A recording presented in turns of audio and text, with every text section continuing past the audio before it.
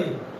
ఆ సభ ఏంటిదంట, నీవు దేవుని ఆలోచన సభలో, ఆ సభలో ఉన్నారు కెరూబులు, సెరాపులు, దూతలు అంతా కూడా పరిశుద్ధమైనటువంటి ఆ పరిశుద్ధుడైనటువంటి దేవుని సన్నిధిలో ఈ కెరూబులు, సెరాపులు, దూతలు ఉన్నారు, సంచరిస్తూ ఉన్నారు.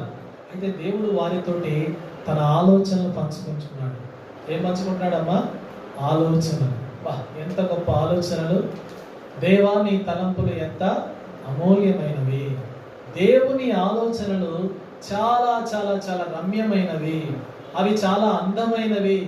ఆ అందమైన ఆలోచనలు దేవుడు అక్కడ తన దూతలతో కూడా పంచుకున్నాడు. ఉరియల్, గబ్రియల్, రఫాయల్, మికాయల్ గా ఇవన్నీ కూడా దూతలు ఉన్నాయి, ప్రధాన దూతలు ఉన్నాయి.